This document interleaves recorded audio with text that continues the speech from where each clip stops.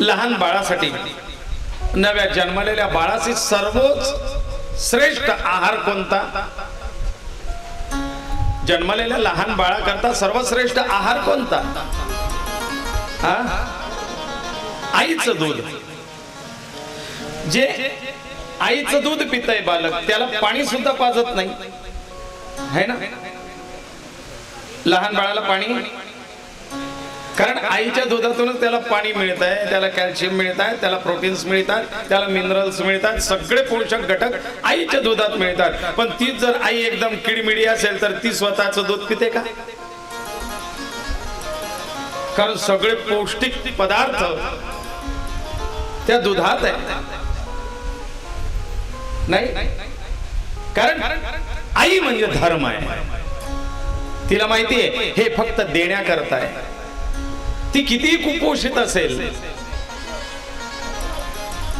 पण हे तिच्या करता नाहीये, ते तिच्या लेकरांकरता आहे. आणि म्हणून आई धर्म आहे. ती फक्त देत असते. नादन्ति सख्यम खलु वारी वाहा. वारी वाहा, वारी म्हणजे पाणी, पाणी वाहून नेणारे ढग. कधी स्वतःसाठी असं थोडं पाणी शिल्लक ठेवून घेत नाही किंवा भेदभाव करून पाण्याचा वर्षाव करत नाही. परोपकाराय सतां विभूतया. ह्या ज्या विभूती आहेत ह्या सगळ्या परोपकारासाठी जीवन जगतात. हा परोपकारी जीवन म्हणजे धर्म आहे.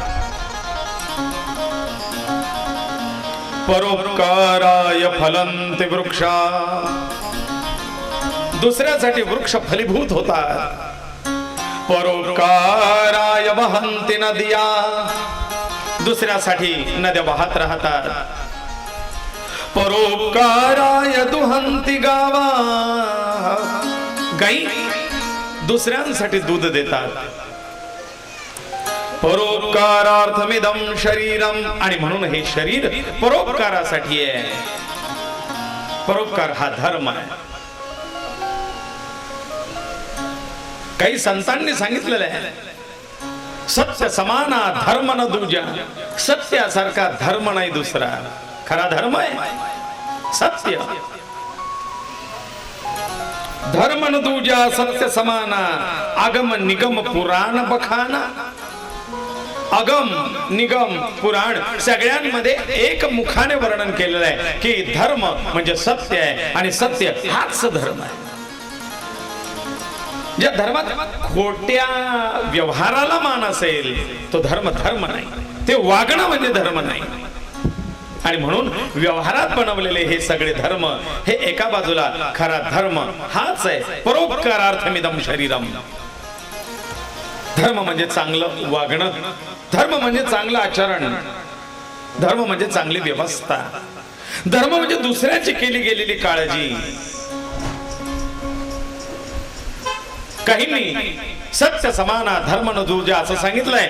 तर आधुनिक संत आपले अमळनेरचे शिक्षक, हाडाचे शिक्षक, एक साध धोत्र खादीचं, वरती एक खादीची बंडी किंवा नेहरू शर्ट पांढरा, एक ती गांधी टोपी खादीची, असं ज्यांचं राहणं, साधं राहणं. मी गुगलला त्यांचे फोटो सर्च केले त्यावेळेला कळालं की ज्यांचं भारतभर नाव आहे ते साने गुरुजी, त्यांचं राहणं कसं होतं. त्या साने गुरुजींनी आपल्या विचारातून धर्म सांगितलाय. बाबा रे, आपापसात मी हिंदू, मी मुस्लिम, मी ख्रिश्चन, मी ईसाई म्हणून भांडत बसू नका. खरा धर्म तुम्हाला कळाला नाही. तो खरा धर्म ज्याला कळाला तो कधीही एकमेकाशी भांडणार नाही. खरा तो एकची धर्म.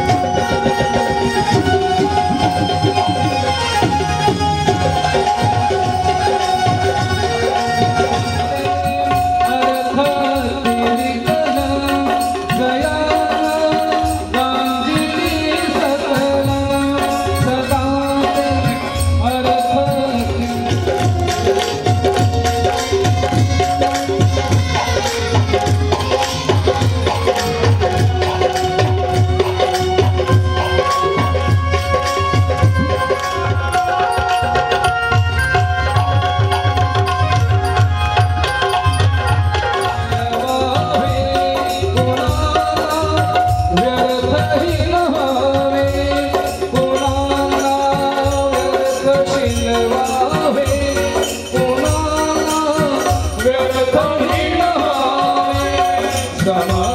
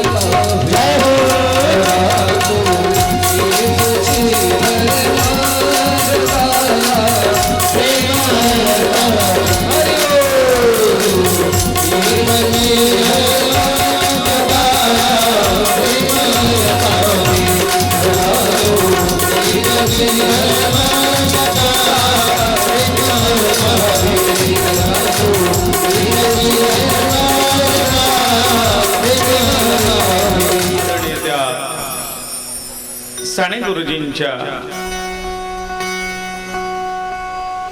मतानुसार हा धर्म आहे. त्यांनी ही धर्माची व्याख्या मांडली आहे.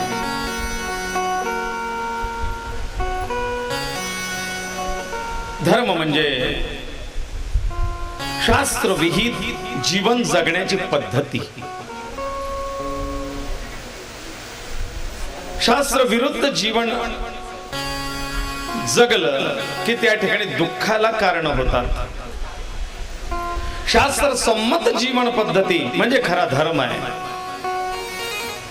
योग्य तो आहार, योग्य तो विहार, योग्य ते विचार, योग्य ते कर्म, योग्य ते बोलणं म्हणजे धर्म आहे.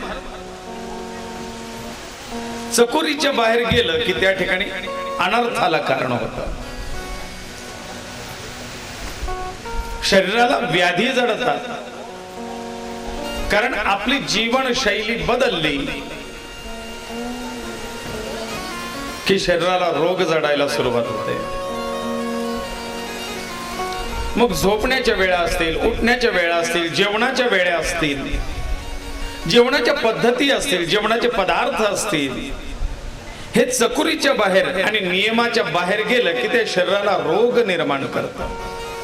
म्हणून जीवन संयमित असावं, शास्त्र विहित असावं. काल कथा आटोपल्यानंतर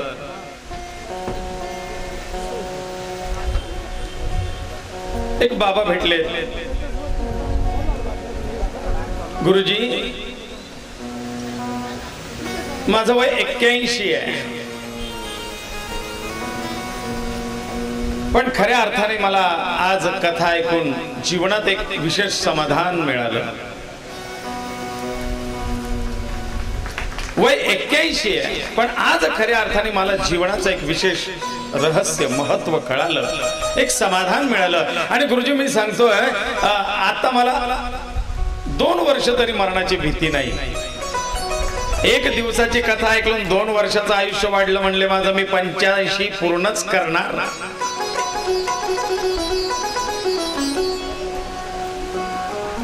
आणि खरं म्हणजे माझ्या या 81व्या वर्षी पुन्हा पुन्हा लघुशंका दीर्घशंका याचे त्रास होत असतात, पण या 2.5-3 तासात मी जागचा उठलो सुद्धा नाही. मग हातपाय दुखणे आणि लघुशंका वगैरे ह्या तर गोष्टीच नाही. बाबा म्हणले मी जागेवरच उठलो सुद्धा नाही. याचं कारण सगळं लक्ष आपलं परमात्म्याशी एकरूप झालेलं आहे. त्याच्यामुळे देहाच्या त्या विकृतींवरती आपलं लक्ष जात नाही. देहावरती एक संयम प्राप्त होतो, कंट्रोल. मग जिभेवरती कंट्रोल, मनावरती कंट्रोल, विचारांवरती कंट्रोल, आपोआप शरीरावरती कंट्रोल. आणि मग त्या शरीराला देहाला तो सिग्नल मिळतो की हा काही माझा ऐकत नाही, आपण आता शिस्तीत राहिलं पाहिजे. कारण याचं सगळं लक्ष त्या परमात्म्याकडे, आपण मध्ये व्यत्यय आणू नये.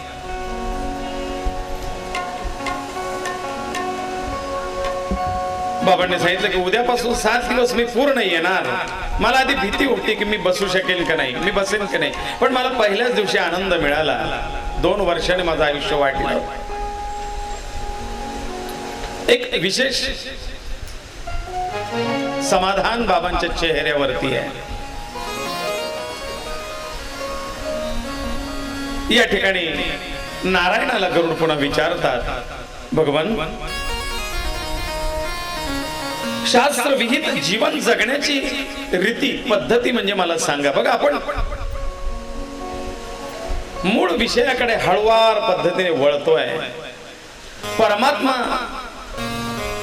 गरुडाला डायरेक्ट मृत्यूविषयी सांगत नाही, मरणाविषयी सांगत नाही, आधी जगण्याविषयी सांगतायत. का मरणाची भीती घालावी? मरायचंय, एक दिवस सगळ्यांना मरायचंय, पण त्या मरणापूर्वी जे जीवन आहे ते तर चांगलं जगा. आणि ते बऱ्याच लोकांना चांगलं जगता येत नाही, जगण्याची पद्धत चुकते. सगळं काही असूनही जगता येत नाही, त्याचा आनंद घेता येत नाहीये. म्हणून नारायण आधी जगण्याची पद्धती शिकवतायत. बाबा रे, जो थोडा वेळ मिळालाय ना,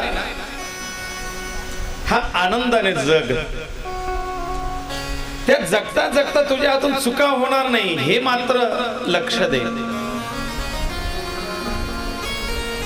जगण्याची पद्धत चुकू देऊ नकोस, पण जगण्यातला आनंद मात्र घे. मग मृत्यूच्या बद्दल बघू.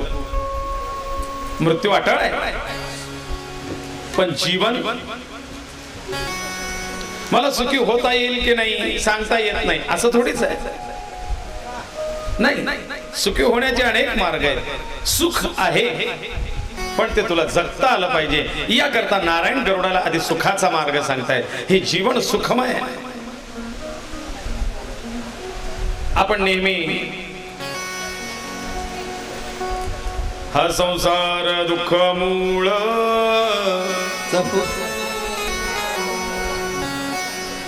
या सगळ्या गोष्टी ऐकतोय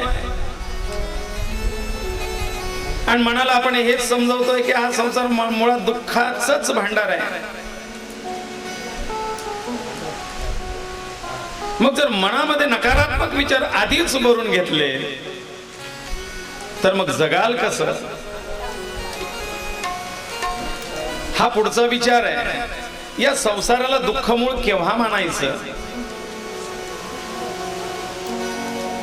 हे शरीर अपवित्र केव्हा मानायचं? याच्यावरती लक्ष घेऊन त्याला संयमात केव्हा ठेवायचं? या सगळ्या गोष्टी नारायण गरुडांना सांगतायत. बाबा रे, संसार निश्चितच दुःखप्रद आहे, पण तो केव्हा आणि कोणाला हे आधी समजून घे.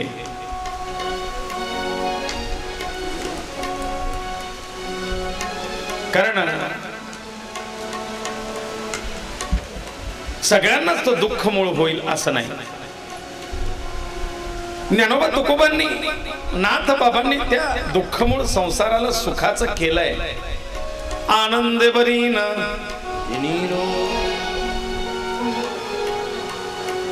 अवघाचे संसार. मग इकडे जर सुखाचा करीन आहे तो दुःखमुळे, पण मी त्याला सुखाचा करीन. असू द्या ना, कारलं किती कडू असू दे, पण त्याला खाण्यायोग्य मी करीन. ते माझं कौशल्य आहे. आणि म्हणून तो जरी दुःखमूळ असला तरी जगण्यातून त्या दुःखमूळ संसाराला सुखाचं करून कसं त्याच्यातून आनंद घ्यावा. मागे एक गोष्ट सांगितली होती. दोन मित्र बसलेले आणि एक मित्र दुसऱ्याला म्हणतो, का रे तुझ्या घरून नेहमी हसण्याचा आवाज येतो. कोणी हसतंय, कोणी टाळ्या वाजवतोय, आनंदाचा आवाज येत असतो. तुम्ही लग्नानंतर इतके सुखी कसं काय राहू शकतात? जरा मला सांग ना रहस्य. तो म्हणतो, काही नाही रे, ही एक जीवन जगण्याची कला आहे.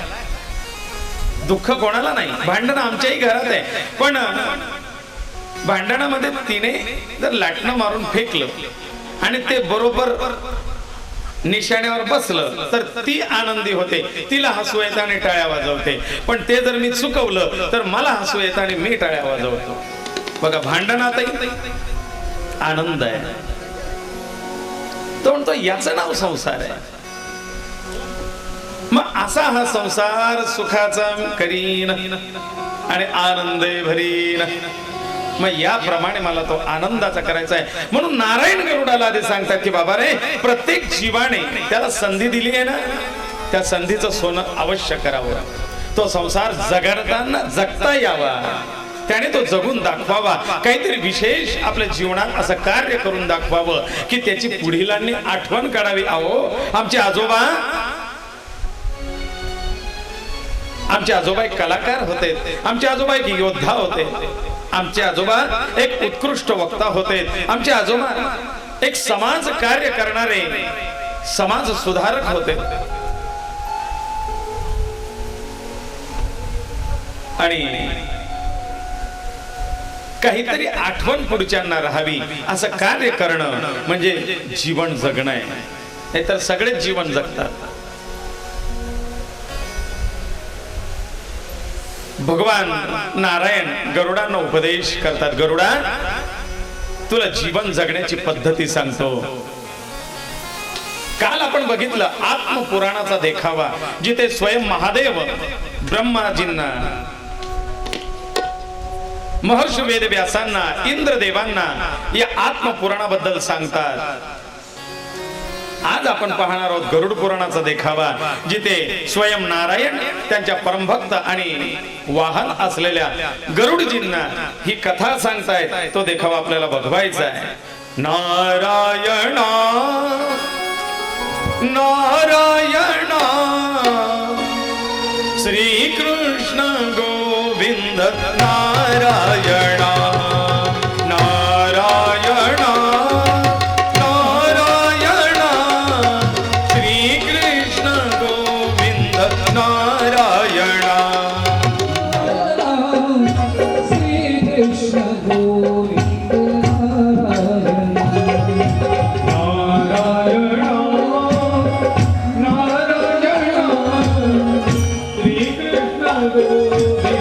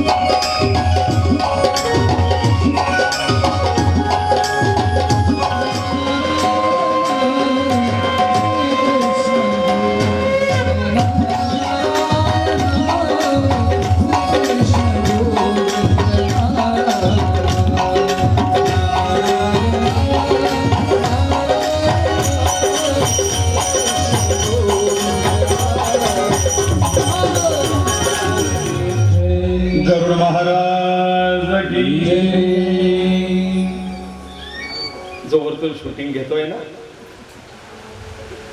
हा कॅमेरा हा म्हणजे काय हे पण आपल्याला गरुड पुराणात ऐकायला मिळणार आहे या कथेत. कारण असे यमराजाचे पण कॅमेरे आहेत बरं का, जो त्या कॅमेऱ्यांच्या माध्यमातून सगळीकडे लक्ष ठेवतो आहे. सगळ्या हालचाली त्याला कशा कळतात.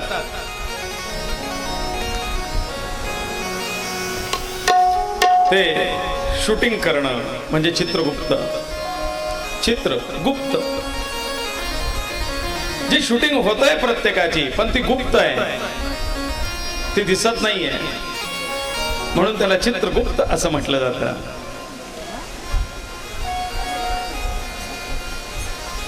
या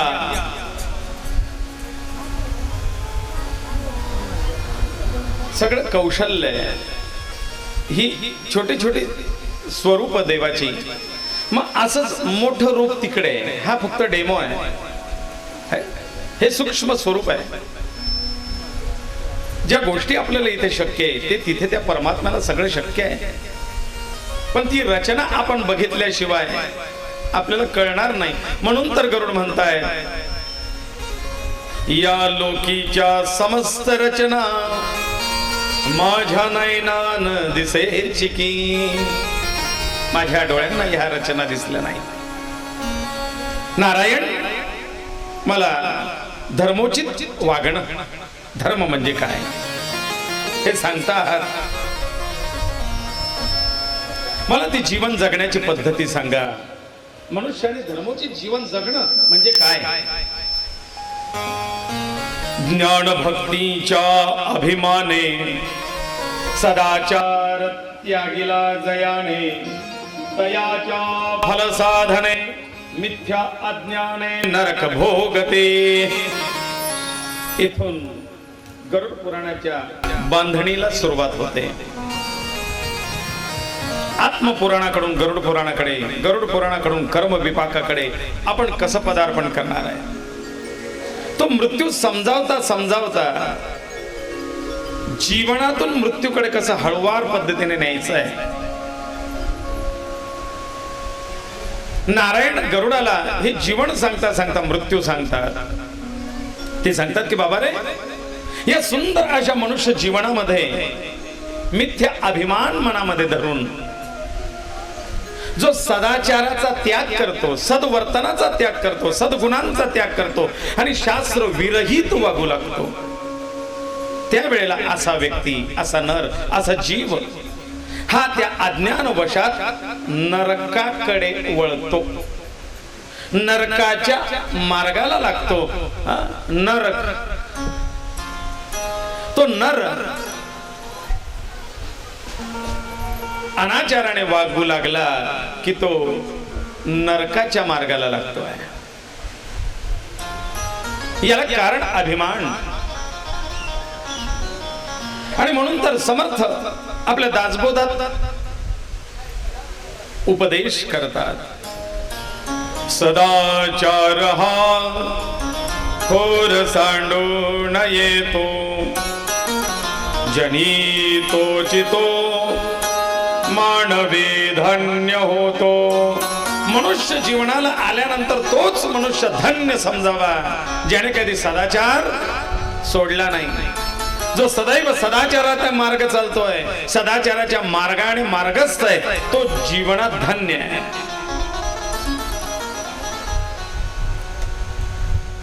मग याच्यासाठी काय करावं. सदाचाराच्या मार्गाला चालणे म्हणजे काय. मग आपापली उपासना पद्धती सांभाळणे. उपासनेला दृढ चालवावे, भूदेव संतांचे सदा नमावे. सत्कर्मयोगे सर्वामुखे मंगल बोलवावे. जय जय रघुवीर समर्थ. हा मार्ग सांगितला, सदाचाराचा मार्ग. जीवनात सदाचार सुटू नये असं वाटत असेल तर काय करावं? म्हणजे उपासनेला दृढ चालवावे. आपली जी उपासना आहे ते नित्य नेमाने सांभाळावी. नित्य नेम नामी तो प्राणी दुर्लभ. मग कोणाच्या जवळ? जो नित्य नेमाने वागतोय, ज्याने आपली उपासना नित्य नेमाने राखून ठेवली आहे. भूदेव संतांसी सदा नमावे. भूदेव या भूलोकावरचे देव, देव ब्राह्मण साधू संत आपले गुरु माता पिता यांचा सदैव आदर करावा, यांची संगती करावी. त्याच्यातून काहीतरी चांगलं आचरण शिकायला मिळतं. हे सदाचाराचा स्रोत आहे. म्हणून यांना सदा नमावे. सत्कर्मामध्ये आपलं जीवन व्यतीत करावं. हातून काहीतरी चांगले कर्म करावे, चांगले कर्म घडावं. सर्व मुखे मंगल बोलवावे. वाईट बोलणं टाळण्याचा प्रयत्न करावा. कम बोलो, धीरे बोलो, अच्छा बोलो. एक गोष्ट याच्यातून एक कथा पुराण करता करता एक गोष्ट कळाली. माणसाने बोलण्यावरती नियंत्रण ठेवणं फार गरजेचं आहे.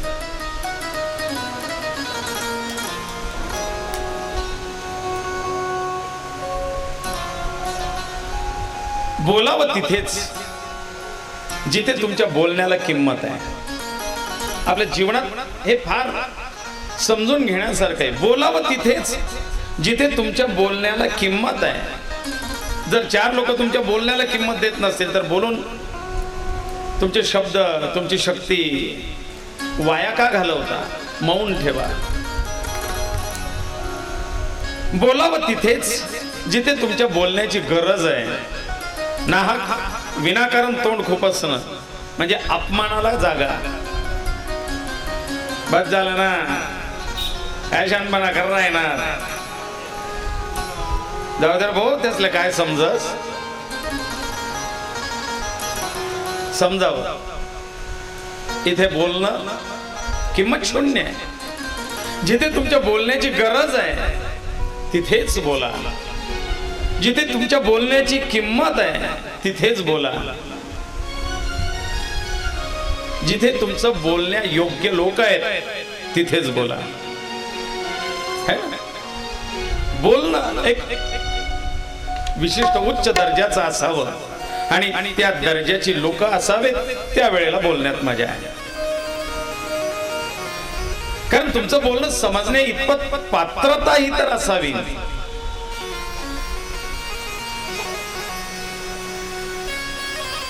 बोलणं फार महत्वाचं आहे आणि बोलावं तेच जे गरजेचं आहे. अनावश्यक बोलू नये. शब्द शस्त्र जानिए जिसके हाथ है न पाव. एक शब्द बने औषधी तो दूसरा करे घाव. आणि म्हणून जितकं कमी बोललं तेवढी शक्ती अर्जित होते. मौन ठेवावं. मौन केव्हा ठेवावं या कथेमध्ये सुंदर भाग येणार आहे. मौनाचं महत्व या जीवनात. जीवन जगण्याची जी पद्धती आणि जीवन जगण्याची जी शैली आपल्याला आज उद्या श्रवण करायची आहे. आज उद्या हाच भाग आहे सदाचार. जीवन कसं जगावं तर तस्मात या उभय लोकात आचार श्रेष्ठ असे सत्य. आचार हि दासी वेद पुनीत न करती नित्य पठताई. वेद शास्त्र पुराणांचा ज्ञाता आहे परंतु आचार शून्य असेल, वागणं चुकीचं असेल तर त्याला ते वेद शास्त्र पुराण वेदाची मंत्र सुद्धा त्याला पवित्र करू शकत नाही.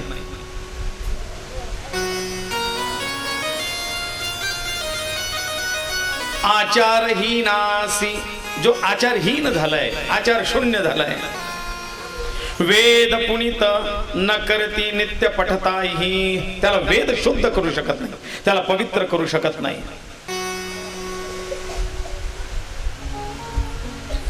एका व्यक्तीने आपल्या वडिलांचं श्राद्ध ठेवलं होतं. श्राद्ध म्हणजे दहाव्याची पूजा आहे.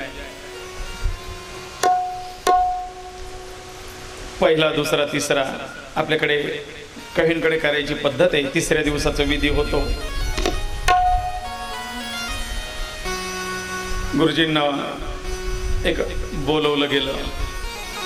तिसऱ्या दिवसाची पूजा आहे. त्या असते शुद्धीकरण आहे. कशा कराव्यात, का कराव्यात हे आपल्याला टप्प्याटप्प्याने ऐकायचं आहे. पहिला दिवसाचा विधी म्हणजे अगदी प्राण जाण्यापूर्वीपासून तर प्राण गेल्यानंतर सुद्धा काय करावं घरच्या लोकांनी हे सुद्धा आपल्याला ऐकायचं आहे. अगदी स्मशानात दहन करून आल्यानंतर घरी येऊन सहभोजनापर्यंत काय करावं, कसं करावं या सगळ्या गोष्टी आपल्याला ऐकायच्या आहेत. इत्थंभूत माहिती पाहिजे. तर त्यातला एक भाग तृतीय दिनाचा विधी आज ते शुद्धीकरण चाललंय. यजमान श्रद्धेने ती पूजा करतायत. आस्तींवरती गोमूत्र घातलंय, गाईचं शेण, दूध, पंचामृत घालून त्या अस्थी धुतल्या गेल्या. एका मातीच्या करव्यामध्ये, मडक्यामध्ये त्या ठेवल्या गेल्या. त्या दर्भ, सोन्याचा तुकडा, पंचरत्न घालावं असं गरुड पुराण म्हणतं. आता काही कोणी घालणार नाही. जो आहे रुपया लावलेला होता शेवटचा तो पण काढून नेतात. सापड रे राग, तो रुपया काही सापडणार नाही अजून. काय करत त्याला जमली सर. कोटी रुपयाचा माणूस निघून गेला, तो 1 रुपया जमलून काय करतो. चैन पडे ना आम्हाला. रुपया महत्वाचा आहे. अस्ति शुद्धीकरण चाललंय. त्याच्यात ते पंचरत्न, सुवर्ण तुकडा शुद्ध केल्यात. आणि इकडे मंत्र म्हणता म्हणता आहे ना त्या यजमानाच्या अंगावरती काहीतरी असे तुषारहार धवला असे शिंतोडे पडत होते. यजमानाने नीट लक्ष दिलं तर त्यांच्या लक्षात आलं की गुरुजींनी काहीतरी तोंडात घातलेलं आहे. गुरुजींच्या मुखामध्ये तांबूल, काहीतरी गुटखा, तंबाखू काहीतरी होतं. मंत्रोच्चाराच्या वेळेला यजमानाने हात जोडले. गुरुजी, विधीच्या वेळेला फक्त तेवढं टाळा, बाकी काही नाही. शेवटी सवय असते, एखादं व्यसन लागतं. काही वेळेला कालमान परिस्थिती त्याला जबाबदार. मला त्याबद्दल काही म्हणायचं नाही. तुमचं वैयक्तिक जीवनात मी काही म्हणणार नाही. फक्त पूजे विधी पुरतं तेवढं टाळा, नको ह्या गोष्टी. त्यांनी यजमानाला सांगितलं, म्हणले अहो हे काय असं तसं नाही. मी 12 वर्ष गंगेच्या काठावरती राहून वेदाचा अभ्यास केला आणि ती गंगा सिद्ध झाली आणि तिने माझ्या मुखामध्ये बसलेली आहे. आता ते सांगणारे सांगतात ती गुटखा तंबाखू, पण काही वेळेला काही लोकांना बोलताना असे थुंकी उडवायची सवय असते. त्यांची थुंकी उडते. म्हणले ती गंगा माझ्या मुखात बसली आणि ती गंगा काही वेळेला मंत्र म्हणता म्हणता त्या थुंकीचे शिंतोडे, ती गंगा तिचे तुषार पडतात म्हणले. यजमान म्हणले माझं समाधान केलं, काहीतरी शास्त्र सांगितलं, ठीक आहे. यजमानही हुशार. 3ऱ्या दिवसाची पूजा आटोपली आणि मग 10व्या दिवशी पुन्हा अस्थि विसर्जन आहे. त्या अस्थि विसर्जनाच्या दिवशी गुरुजींना बोलवलं. गुरुजी, माझी परिस्थिती नाही नाशिकला जाण्याची आणि अस्थि विसर्जन करण्याची. म्हणले मग आता तुमच्या मुखात एवढी गंगा सिद्ध झालेली आहे तर मला असं वाटतं 2 अस्थिखंड त्याच्यातच विसर्जन करावे. त्यावेळेला तिने म्हणले नको नको, सुख झाली. सतर्कता जीवनात गरजेची आहे. शुद्ध आचरण, पवित्र आचरण. या ठिकाणी ते सांगतात की तो वेद पुनीत आहे, वेदोच्चार करणार आहे, पण आचरण जर बिघडायला लागलं तर त्याला वेद पवित्र करत नाही. परंतु वेदांचा अधिकार वेदांचा आश्रय आणि त्यात शुद्धाचरण असेल तर निश्चितच तुमचा मान वाढल्याशिवाय राहत नाही.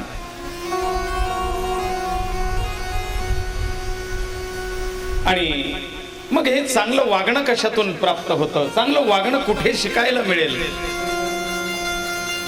तर म्हणले सत्संगती करा, चांगल्यांच्या संगतीत राहा. ज्याच्या संगतीत राहाल तसे गुण आल्याशिवाय राहणार नाही. आणि म्हणून संग चांगला असावा, सहवास चांगला असावा. सत्संगतीचा महिमा कळेना, सत्संग कोठे श्रमल्या मिळेना. सत्संगतीने तुटते कुबुद्धी, सत्संग केल्या बहुसार सिद्धी.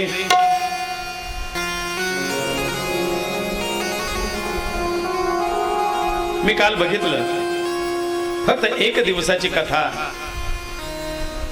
त्याचा हा सहयोग सहवास 5-5, 6-6 वर्षाचा आहे. पण पहिल्या दिवसाची कथा आटोपल्यानंतर कालचा विषय होता सेवाभाव. सेवेतही महापुण्य आहे.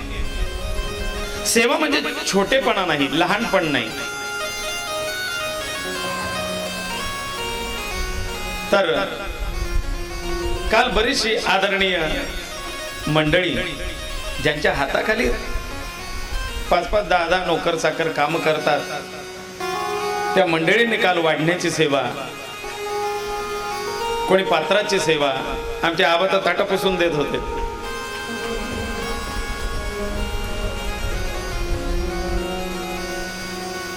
सेवा भगवान श्रीकृष्णाने उष्टपत्रावळी उचलण्याची सेवा स्वीकारली.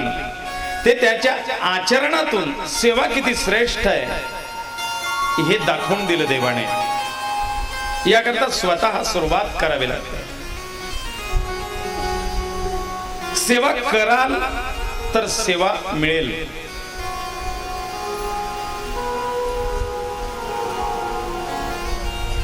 सत्संग या खऱ्या अर्थाने स्रोत आहे सदाचाराचा. चांगल्याच्या संगतीत राहावं तर चांगले गुण मिळतील, आणि संग चुकला तर अवगुण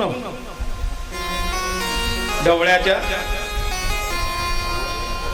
करावी सदा सज्जनाची संगत करावी सदा सज्जनाची. कृष्ण दुर्गनाची संगती करावी संगती करावी सदा सज्जनाची संगती करावी संगती करावी संगती करावी. सावलीन सावी सदा दुष्कराचे, सावलीन सावी दुष्ट दुर्गनाची. संगती करावी संगती करावी सदा सज्जनाची संगती करावी संगती करावी. गोपाल कृष्ण भगवान की जय.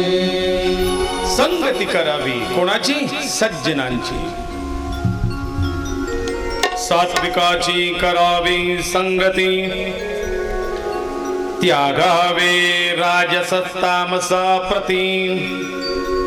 ज्याचे संगती दोषांची प्राप्ती, होय नरक गती सहवासे.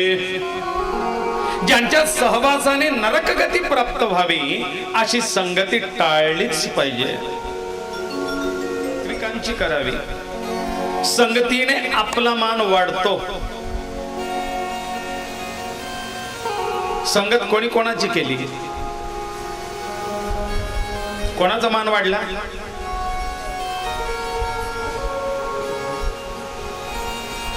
सर्पाचा मान वाढला. ज्याला सगळे ठेचून मारत होते त्याने महादेवाची संगती केली आणि पूजनीय बनला. विषारी आहे, कोणत्या दृष्टीने उपयोगी? त्याला पाहिल्यानंतर भीती वाटते, पण महादेवाच्या गळ्यात लिपटून राहिला फक्त चांगल्याच्या सहवासात तरी तो पूजनीय बनला. आणि म्हणून सात्विकाची करावी संगती, त्यजावे राजस तामसा प्रती. तामसी राजसी लोकांचा त्याग करावा, अशी संगती त्याग करावी. आणि म्हणून संग हा आधी आचरणाचा महत्वाचा भाग आहे. इथून सदाचाराला सुरुवात होते.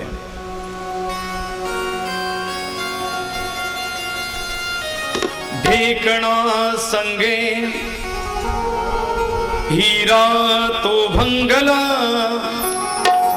कुसंगे नाडला साधू तैसा साधू. ज्याप्रमाणे ढेकणा हिऱ्याच्या संगतीत, हिरा ढेकणाच्या संगतीत नाचतो, ढेकून नाही नाचत. त्याला काय फरक पडतो की तो एका मौल्यवान वस्तूच्या सोबत आहे, म्हणून त्या ढेकण्याची त्याला फरक नाही पडत आहे. पण हिरा त्या ठिकाणी भंग पावतो, नाश पावतो, त्याचा मान कमी होतो आहे. कुसंगे नाडला तैसा साधू. साधू आहे पण वाईट संगतीत राहिला तर तो नष्ट होतो, त्याची किंमत कमी होते.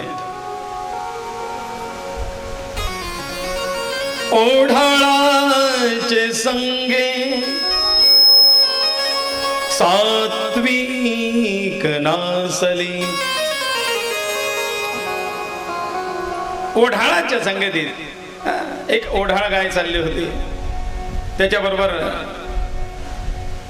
त्या गुराख्याच्या कळपातली एक गाय. तिने तिला सांगितलं, म्हणले का ग रोज रोज रोज त्या कुरणात चरायला जाते, काय मिळतं? म्हणजे गवत आहे, माझ्या बरोबर ये, मी छान हिरवा चारा खाऊ घालतो. आणि तिने त्या गुराख्याच्या त्या कळपातून त्याची नजर चुकून तिच्या बरोबर ओढाळ गाय जी फिरणारी तिच्या बरोबर गेली आणि हिने मारली एका शेताच्या कुंपणातून शेतात उडी. मध्ये खायला सुरुवात केली. कुठे मक्याची कणस छान उभे. ते म्हणले, बाग मी रोज असं खाते, तू काय त्या कुरणातलं वाळलेलं गवत? ते म्हणले, हो ना, एवढं छान आणि गोड चारा मला कधी खायला मिळत नाही. ते म्हणले, मग रोज येत जा, असा छान छान चारा खाऊ घालीन. तिला आवड लागली आणि ही आपला कळप सोडून त्या ओढाळ गाईच्या सोबत त्या शेतातला चारा उभा मका खाऊ लागली. हे त्या मालकाच्या लक्षात आलं आणि एक दिवशी मालकाने दांडा घेऊन लपून बसला.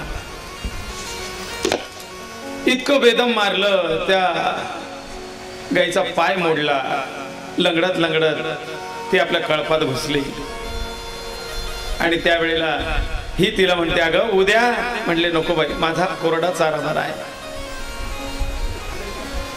ओढाळाचे संगे सात्विक नासली, क्षण एक नाडली समागमे. एका क्षणात आयुष्याचा नाश, दुखापत करून घेतली. डांकाची संगती सोनेहीन झाले,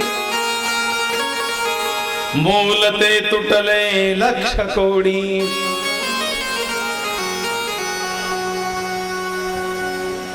एक आमच्याकडे प्रतिमा होती, सोन्याची प्रतिमा घडवलेली पूर्वजांची. खराब झाली म्हणून सोनाराकडे नेलं आणि सांगितलं की तो वरचा पत्रा काढून त्याचा पुन्हा काहीतरी देवाच्या याच्यासाठी आपल्याला उपयोग करायचा आहे, तर हा पत्रा काढता येईल का? भंगला आहे देव. त्यावेळेस त्यांनी सांगितलं की सोनं जरी आहे तरी त्याला मागून जी लाख वापरली होती त्या लाखेमुळे तर सोनं खराब झालंय. काही वेळेला दागिना बनवताना त्याला कठोरता यावी याच्याकरता तांब घातलं जातं. सोन्याची किंमत कमी होते, शुद्ध सोन्याची किंमत आणि धातुमिक सोन्याची किंमत, सोनं किंमत कमी होते त्याच्याने. आणि ते तेच सांगतायत की सोनाने चुकीच्या धातूची सोबत घेतली आणि मोल कमी करून घेतलं. विषाणे पक्वाने गोड कडू झाली. पक्वान्न कितीही श्रेष्ठ असेल पण त्याला जर विष लागलं तर त्या मधुर अन्नाची किंमत कमी झाली.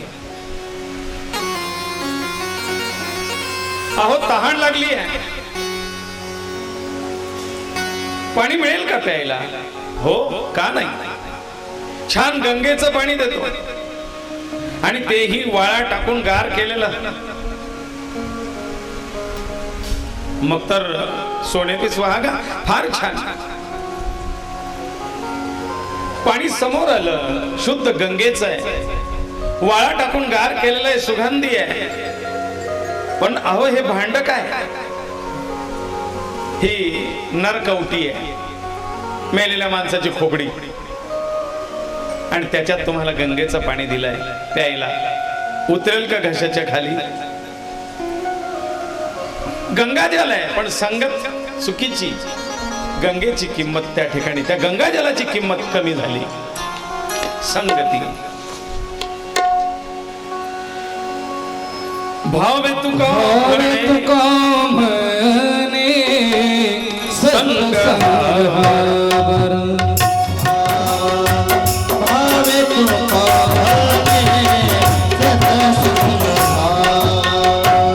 भावे तुका म्हणे सत्संग हावर. तो संग हा मेरा सशीता. भावे तुका म्हणे सत्संग हावर. भावे तुका म्हणे सत्संग हावर. भावे तुका म्हणे सत्संग हावर.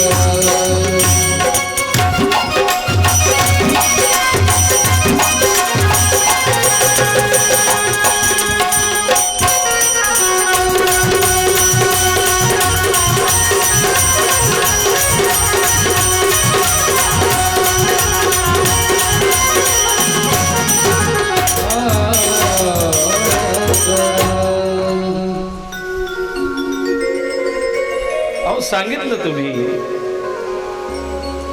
भावे तुका म्हणे सत्संग हा बरा. सत्संगाचं महत्व सांगितलं, पण मग त्याच्या पुढचं संग जर लागला तर तो 84च्या फेऱ्यात अडकवल्याशिवाय राहणार नाही. म्हणून सत्संग हा बरा.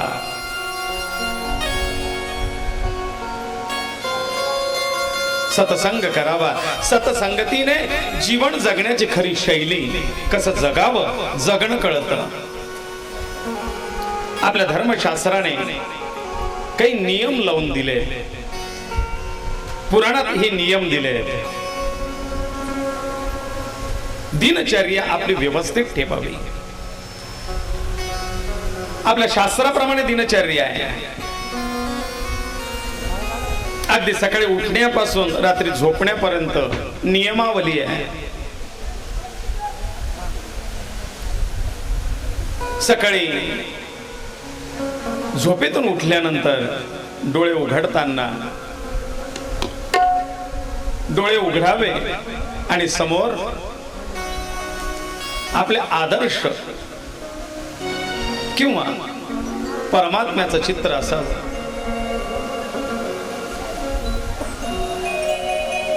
जब खिड़की खोलूं तो तेरा दर्शन हो जाए. मेरे घर के आगे साईना तेरा मंदिर बन जाए.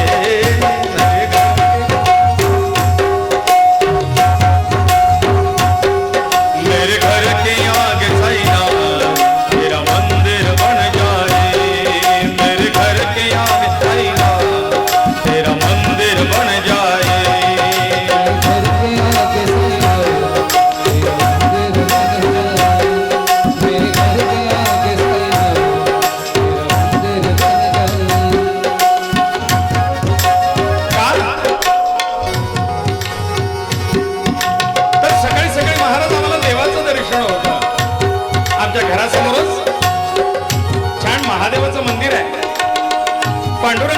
मंदिर आहे आणि सकाळी उठलं की त्या खिडकीतून कळसाचं दर्शन होतं. रोज तो नाद, घंटानाद कानावरती ऐकू येतो. कोणी म्हणतं सकाळी सकाळी जो काकडा चालतो ना त्याच्या आवाजाने आम्हाला जाग येते.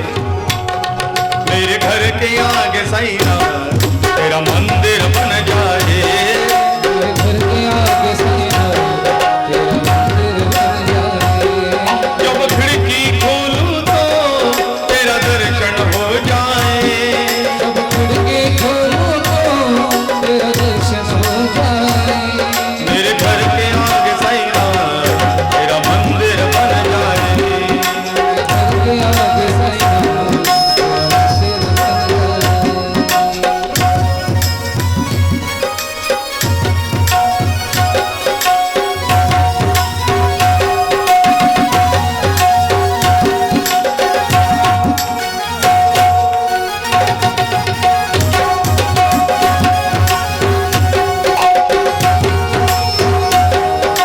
सकाळी उठावं, डोळे उघडले की त्या परमात्म्याचं चित्र आपल्या डोळ्यासमोर आहे.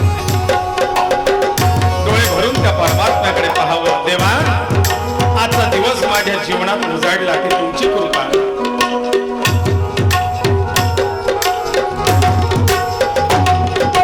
कराग्र वसते लक्ष्मी करमूले तु गोविंदम. सगळ्यांना येतं. अगदी देवाचं दर्शन झालं की आपल्या हातांकडे पाहावं आणि कराग्र वसते लक्ष्मी. माझ्या हातात लक्ष्मी आहे, माझ्या हातात सरस्वती, माझ्या हातात तो गोविंद आहे. प्रभाते कर दर्शनम. हात एकमेकावरती घासावेत, ते गरम व्हायला पाहिजे. म्हणजे आयुर्वेद अधिक धर्मशास्त्र. आमचे ज्येष्ठ बंधू डॉक्टर दिलीपदादा जोशी ते आलेले, ते अशा काही गोष्टी सांगतात. याचं महत्व काय, त्याचं महत्व काय. गरम झालेला हात कोमट झाला की तो आपल्या चेहऱ्यावरतून फिरवावा. चेहऱ्यावरती तेज राहत आयुष्यभर, सतेज कांती. आणि दुसरं सायंटिफिक रिझन, झोपल्यानंतर एक विशिष्ट वयाने, एक विशिष्ट वयात शरीर शिथिल आणि जड व्हायला लागतं. त्या जड झालेल्या शरीरात जो रक्तप्रवाह अगदी संथ चाललेला असतो, हळूहळू त्या रक्तप्रवाहाला गती देण्याकरता हे तळहात म्हणजे सगळ्या शरीराच्या अगदी डोक्याच्या केसापासून पायाच्या नखापर्यंत सगळे पॉइंट्स आपल्या तळहातात आहेत. आणि म्हणून त्याला एकमेकावरती घासून सगळं रक्त हे गरम करणे. तो रक्त प्रवाह हृदयापर्यंत म्हणजे हृदयातून ते रक्त प्रवाहित होई तोपर्यंत हात गरम करावेत. म्हणजे सगळं रक्त गरम होतं, ते व्यवस्थित पातळ होतं, त्याचं संचलन चांगलं होतं आणि मग ते आपल्या चेहऱ्यावरती फिरवावं. रक्त प्रवाह सुरळीत सुरू होऊ द्यावा. म्हणजे गाडीचं इंजिन स्टार्ट केलं की लगेच गिअर टाकू नये, नाहीतर गिअर अडकतो. आणि म्हणून ते इंजिन त्याच्यात स्प्रिंग चित्र स्क्रीनवरचं ते गेलं की मग स्टार्ट करावे. त्या इंजिनला ऑइल पुरवठा व्यवस्थित होई तोपर्यंत सुरू करू नये. हे धर्मशास्त्र, हे आयुर्वेदिक शास्त्र आपल्या धर्मात या पद्धतीने गुंफलं गेलं की ते तेवढा वेळ जातो. जे जमिनीवर झोपत असतील उत्तम आहे. जे कॉट पलंग गादी खाटीवरती झोपत असतील त्यांनी त्या खाटीवरतीच उठून बसावं. लगेच कामाला सुरुवात करू नये. दर्शन झालं. काही ठिकाणी भूपाळीची पद्धत आहे. दर्शन झाल्यानंतर आधी पाय उजवा जमिनीवरती टेकवावा. असं म्हटलेलं आहे खाटी पलिंगावरती जे झोपलेले आहेत त्यांनी आधी पाय असे थोडेसे हलवावेत. रक्त प्रवाह संचार व्यवस्थित व्हावा मेंदूपर्यंत. कारण जास्तीत जास्त 70% ब्रेन अटॅक हे सकाळी सकाळी उठल्यात किंवा झोपेत येतात. कारण त्यावेळेला रक्त प्रवाह सुप्त झालेला असतो. मेंदूला पुरेसा रक्त पुरवठा होत नाही ना. आपल्याला 2-2, 4-4 लोड घ्यायची सवय. रक्तप्रवाह उलटा चालतो आणि म्हणून त्याला तो प्रवाह सुरळीत व्हावा याकरता थोडस चलनवलन व्हावं. मग उजवा पाय पृथ्वीवरती ठेवावा जमिनीवरती आणि तिची क्षमा मागावी. समुद्र वसने देवी पर्वत स्तन मंडले विष्णुपत्नी नमस्तुभ्यं पादस्पर्शं क्षमस्व मे. परमपूज्य पांडुरंग शास्त्री आठवले दादा यांनी त्यांची जी उपासना पद्धती काढली आहे, कारण बराचसा वाणी समाज ब्राह्मण समाज हा दादांच्या परंपरेला जोडला गेलेला आहे. खूप मोठा वाणी समाज आहे स्वाध्याय परिवारात आणि स्वाध्याय परिवारात दादांनी नित्य नियम हा घालून दिलेला आहे. याला त्रिकाल संध्या म्हटलेलं आहे. चला रे उठा रे त्रिकाल संध्या करा रे. हा पण आपण विसरत चाललो नाही ह्या परंपरा. जमिनीची ते भूमातेची कृतज्ञता आहे. देवी सकाळी उठल्यापासून रात्री झोपेपर्यंत आम्ही तुझ्यावरती भार देतो.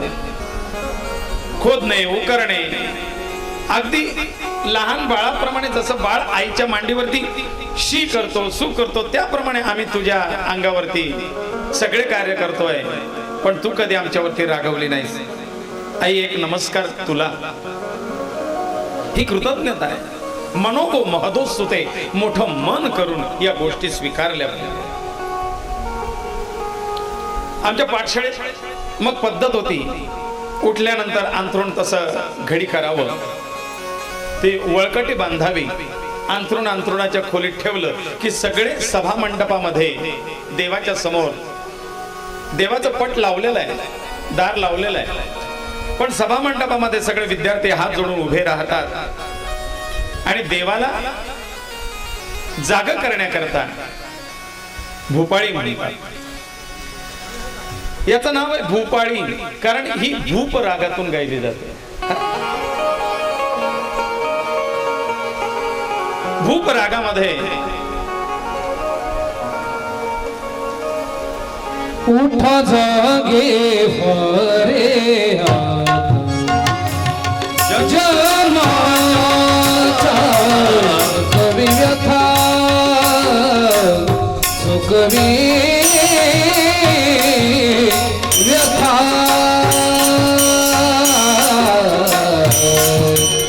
जन्माचा